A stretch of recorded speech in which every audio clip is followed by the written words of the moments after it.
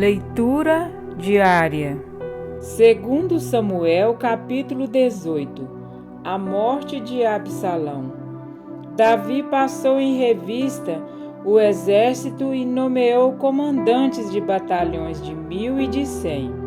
Depois, dividiu o exército em 3 companhias, uma sob o comando de Joabe, outra sob o comando de Abisai, irmão de Joabe, filho de Zeruia, e outra sob o comando de Itai, o giteu. Disse então o rei ao exército: Eu também marcharei com vocês. Mas os homens disseram: Não faças isso.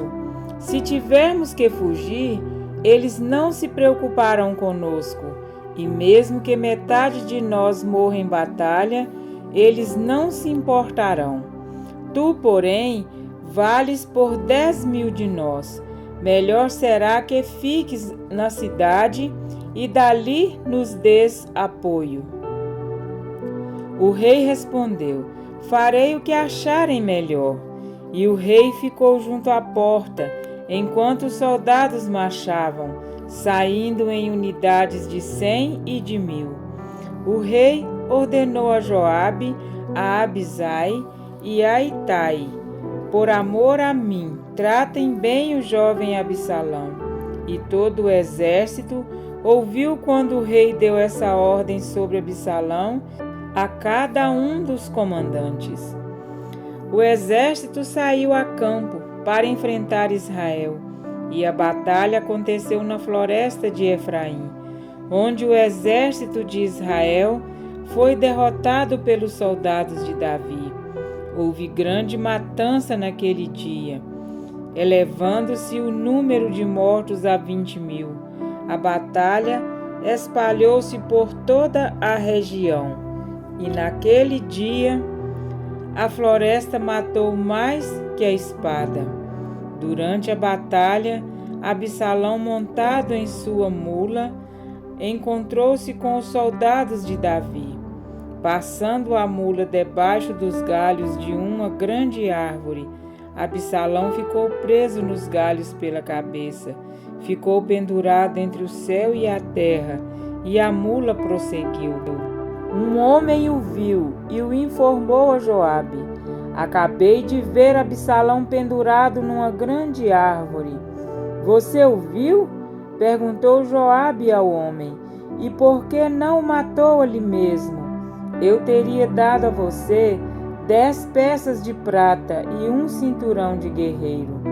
Mas o homem respondeu: Mesmo que fossem pesadas e colocadas em minhas mãos 1000 peças de prata, eu não levantaria a mão contra o filho do rei. Ouvimos o rei ordenar a ti, a Abisai e a Itai: Protejam por amor a mim o jovem Absalão. Por outro lado, se eu tivesse atentado traiçoeiramente contra a vida dele, o rei ficaria sabendo, pois não se pode esconder nada dele, e tu mesmo ficarias contra mim. E Joabe disse: Não vou perder mais tempo com você. Então pegou 3 dardos e com eles transpassou o coração de Absalão, quando ele ainda estava vivo na árvore. E 10 dos escudeiros de Joabe cercaram Absalão e acabaram de matá-lo.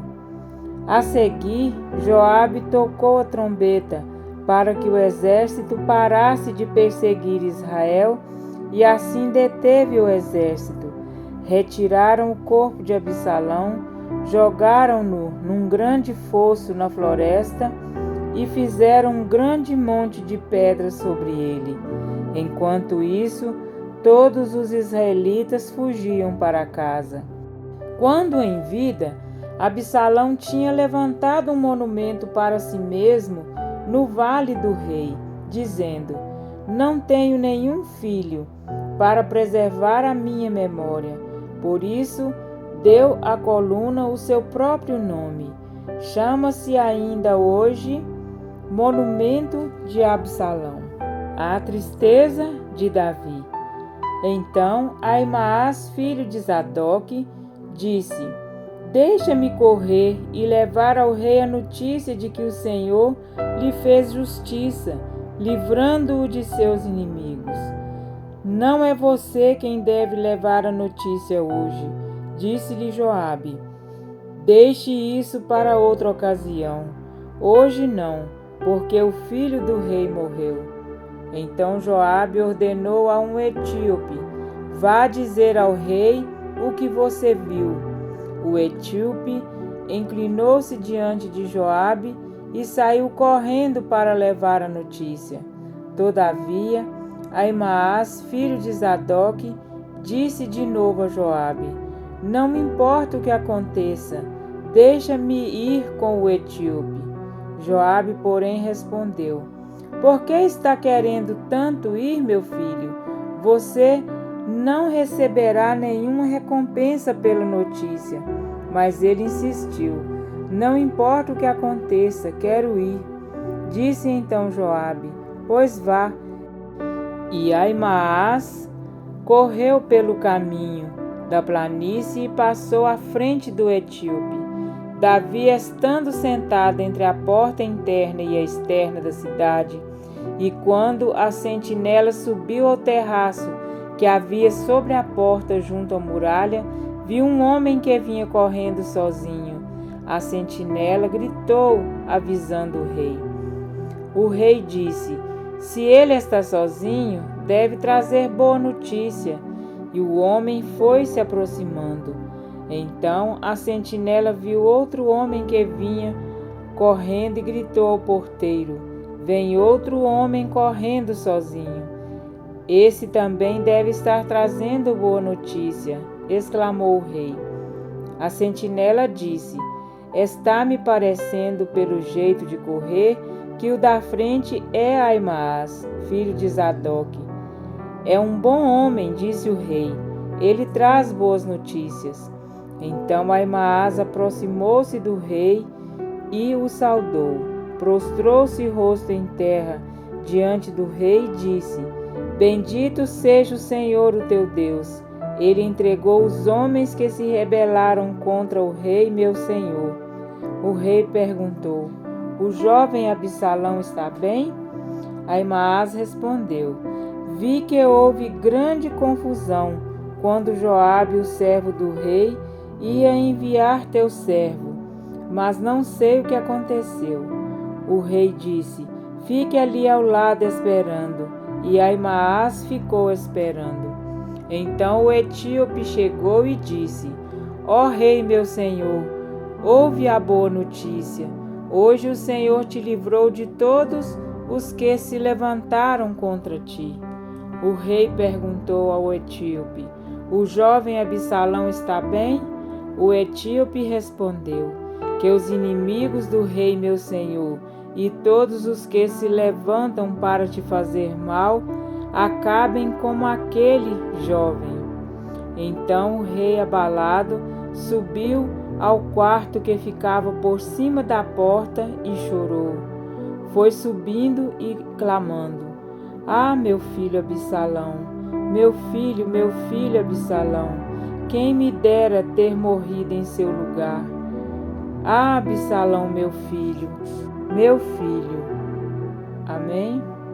Para refletir. Uma guerra sem precedentes aconteceu no bosque de Efraim. Israel contra Israel. Irmãos contra irmãos. E naquele mesmo dia houve ali grande derrota. Como está escrito: Todo reino dividido contra si mesmo ficará deserto. E toda cidade ou casa dividida contra si mesma não subsistirá. Mateus 12, 25. A sua permanência na cidade fez com que Davi temesse pela vida de seu filho e ordenasse: Tratai com brandura o jovem Absalão por amor de mim. Além da sangrenta destruição pela espada, a difícil zona de conflito tornou-se um instrumento de juízo. Por entre os perigos do bosque, muitos tiveram as suas vidas ceifadas, e preso nos galhos de um carvalho, Absalão morreu pelas mãos de Joabe e de 10 jovens que carregavam as suas armas. Joabe não entendeu as palavras de Davi como a ordem do rei, mas como o apelo de um pai, entendendo que se tratava de uma questão política. Não fez caso do pedido de seu senhor. Ansioso por notícias, a chegada dos mensageiros encheu seu paterno coração de esperança. Por 3 vezes expressou otimismo quanto ao que se diriam.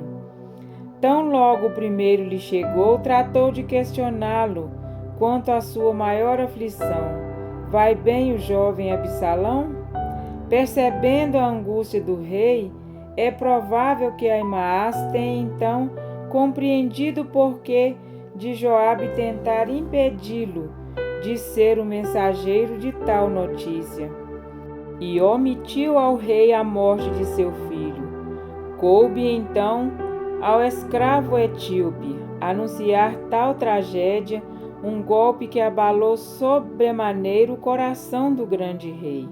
Conquanto o exército de Davi tenha vencido a peleja, Davi sentiu como se tivesse sofrido a pior derrota de sua vida. As vitórias ganhas perderam o brilho memorável. Seu trono era uma constante lembrança de seu fracasso familiar. Aquele que havia derrotado os maiores inimigos de Israel sentia-se um derrotado em sua própria casa. A negligência quanto aos deveres domésticos lhe trouxe terríveis consequências e, com profundo senso de culpa, desejou sofrer a penalidade de seu filho. Quem me dera que eu morrera por ti, Absalão, meu filho, meu filho. O declínio espiritual de Davi, sua convivência com os costumes pagãos e seus muitos casamentos resultaram em grande ruína. Segundo as palavras do profeta Natã, Davi teria de colher a terrível semente que plantou. Deus nos deixou escrito tudo o que precisamos saber para viver em harmonia no lar. Assim, como instruiu Noé e conduziu toda a sua família à segurança da arca, refugiemo-nos na arca de Deus com a nossa família. Que o estudo das Escrituras e a oração perfumem a nossa casa a cada dia, e ainda que sejamos açoitados pelas tempestades, Jesus nos conduzirá em segurança a seu porto seguro. Amém?